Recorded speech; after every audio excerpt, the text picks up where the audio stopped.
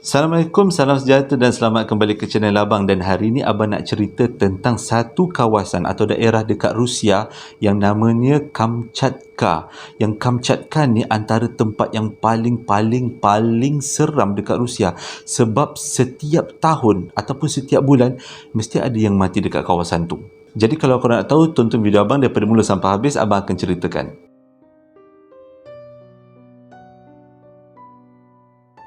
Dekat Rusia ada satu tempat namanya Kamchatka yang besarnya lebih kurang 2 kilometer lah, dan dia dekat dengan satu sungai yang namanya Sungai Gezernaya. Erti Kamchatka tu sendiri adalah lembah kematian. Dia sebenarnya bukan tempat tau, tadi macam ada satu lembah, satu kawasan yang bertanah rendah. Dekat kawasan tu memang berlaku banyak kematian. Benda ni bukan berlaku sekali tau, tapi banyak kali, iaitu berlaku sewaktu selepas musim salji.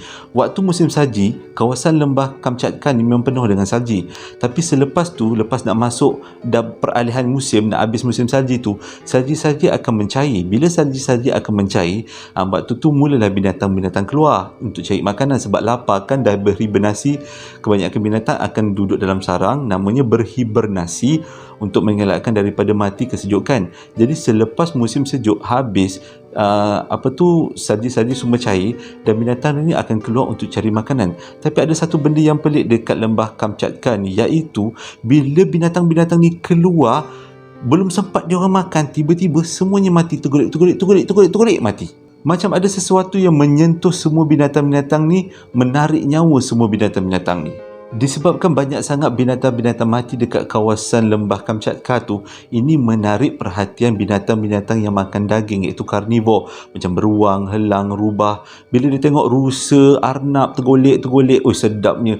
Diorang pun ramai-ramai datang dekat lembah Kamchatka untuk makan. Tapi ada satu benda yang pelik, iaitu bila binatang-binatang yang nak makan daging ni, iaitu karnivor ni, datang dekat kawasan lembah Kamchatka ni, nasib dia orang sama dengan binatang-binatang yang mati pada awal tadi.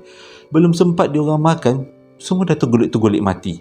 Macam tak ada kesan luka pun kat badan dia orang, tapi macam roh tu meninggalkan badan macam tu je. Bila pertama kali berlaku tu, pihak Rusia, iaitu kerajaan Rusia, anggap tu sebagai fenomena alam kot.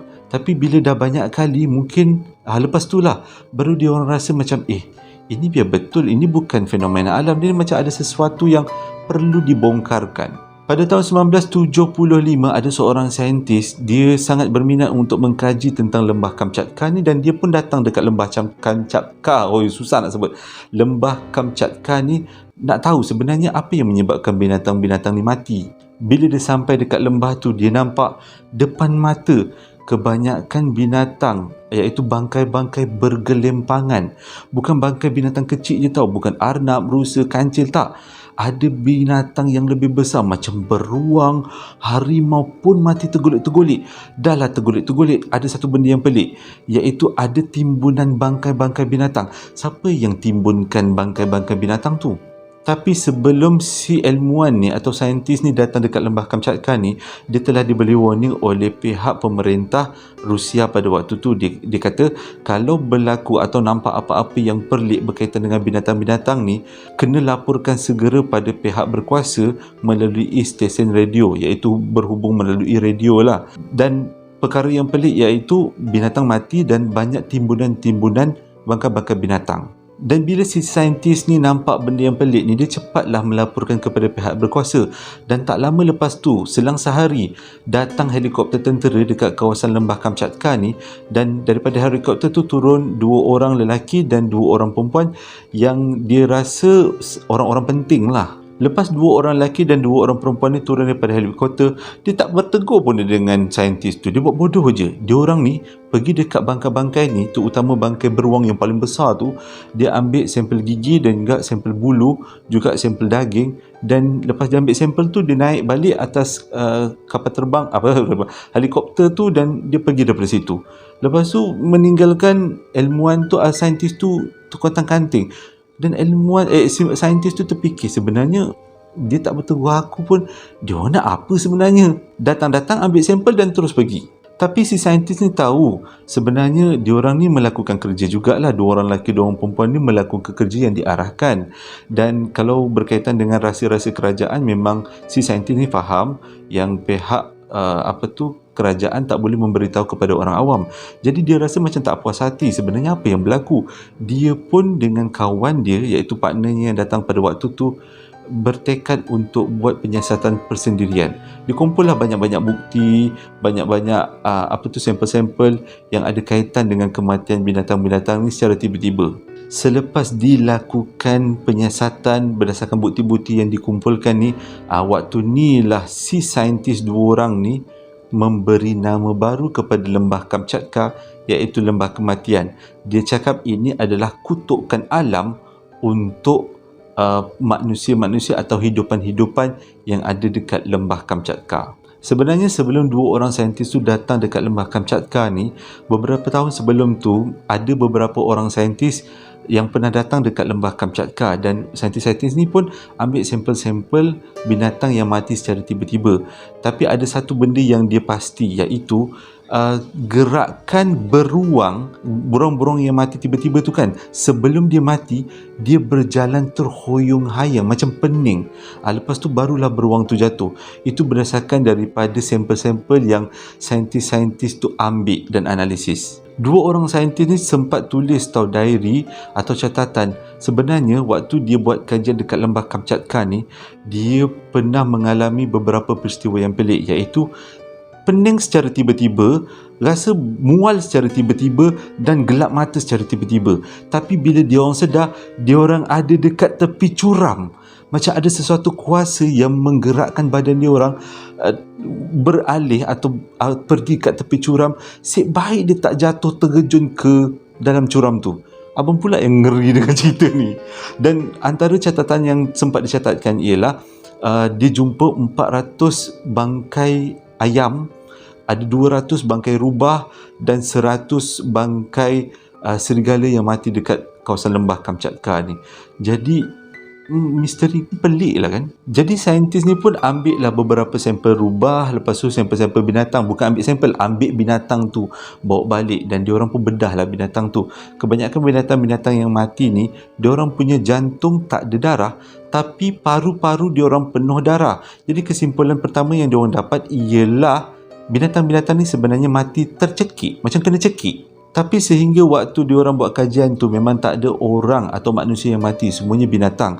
Tapi diorang yakin kalau manusia tinggal lama dekat kawasan lembah Kamchatka ni, manusia tu pun boleh mati.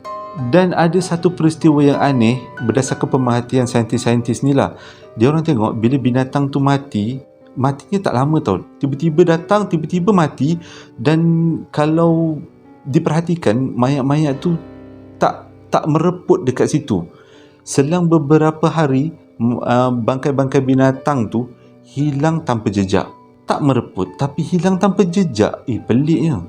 Tapi kesimpulan daripada hilang tanpa jejak ni, diorang anggap bangkai-bangkai binatang ni diambil oleh binatang lain untuk dimakan. Tapi ada satu benda yang memang yang abang dah ceritakan sebelum ni, bila binatang lain datang nak makan, binatang tu pun mati kan. Jadi kesimpulan ni macam ya tak ya, boleh percaya atau tak boleh percaya. Tapi setakat ini itu jelah kepercayaan atau kesimpulan yang boleh dibuat atas kehilangan bangkai-bangkai binatang tu. Nak datang dekat lembah Kamchatka ni pun bukanlah senang, sebab dia berada dekat kawasan yang sangat terpencil, jauh daripada pendapatan manusia. Jadi kajian yang nak dibuat tu, saintis yang datang pun kadang-kadang takut juga kan. Takut dia orang pun mati berdasarkan daripada catatan saintis-saintis sebelum ni, yang mana dia orang kan rasa tiba-tiba macam pening, tiba-tiba ada kat tepi tebing. Jadi dia orang pun takut nak tinggal lama-lama dekat situ. Jadi kajian lanjut tak dapat nak dilakukan dengan agresif. Terdapat teori lain kenapa binatang-binatang ni mati tiba-tiba. Kalau korang nak tahu, dekat lembah Kamchatka ni ada banyak gunung-gunung berapi yang masih lagi aktif. Jadi diorang anggap mungkin gunung-gunung berapi ni keluarkan asap-asap ataupun debu-debu beracun, yang mana debu-debu ni boleh membunuh binatang-binatang ni. Itu antara teorinya lah. Tapi teori ni tak dapat dibuktikan. Ini sebagai teori je lah, di mana binatang-binatang ni yang berada terlalu lama dekat kawasan Kamchatka tu terhidup banyak gas-gas karbon dioksida yang menyebabkan mereka tu mati tercekik, mati tak boleh bernafas. Tapi teori ni dia orang tak pegang sangat teori ni, sebabnya memang mungkin binatang-binatang ni mati sebabkan karbon dioksida, dia orang terhirup banyak karbon dioksida kan. Tapi macam mana dengan mayat lah, bangkai binatang ni tiba-tiba hilang? Nak kata bangkai ni hilang sebab diambil oleh binatang lain yang datang dekat situ pun mati. Jadi memang tak sempat nak ambil bangkai, dia pun mati. Tapi kenapa bangkai-bangkai ni hilang macam tu je? Jadi punca kematian binatang-binatang ni disebabkan oleh karbon dioksida tu hanya teori. Hanya tinggal teori je. Korang ingat tak tentang 2 orang lelaki dan 2 orang perempuan yang turun daripada helikopter sewaktu dilaporkan yang ada kematian dekat lembah Kamchatka tu kan? Sebenarnya 2 orang lelaki dengan 2 orang perempuan tu adalah, boleh kata, ejen-ejen perisikan negara Rusia lah. Jadi hasil apa daripada penemuan yang 2 lelaki dengan 2 perempuan ni dapat tidak didedahkan kepada umum. Mungkin dianggap sebagai rahsia negara. Tapi sampai sekarang lembah Kamchatka tu antara tempat yang paling ngeri. Abang yang cerita ni pun abang rasa macam, wih, seram gila. Dan abang tidak bercadang untuk bercuti di Kamchatka. Terima kasih sebab dah menonton video abang daripada mula sampai habis. Abang rasa ini antara cerita yang menarik tau, sebab tak banyak YouTube tentang cerita Kamchatka ni. Abang tak pernah jumpa tentang lembah Kamchatka ni ataupun lembah kematian ni. Jadi kalau korang berminat nak teruskan cari cerita, mungkin National Geographic ada ceritakan juga kan tentang lembah Kamchatka ni, korang boleh continue. Jadi YouTube abang ni menjadi macam spark permulaan korang nak cari tentang lembah Kamchatka. Hingga berjumpa lagi dalam posting yang akan datang. Assalamualaikum warahmatullahi wabarakatuh.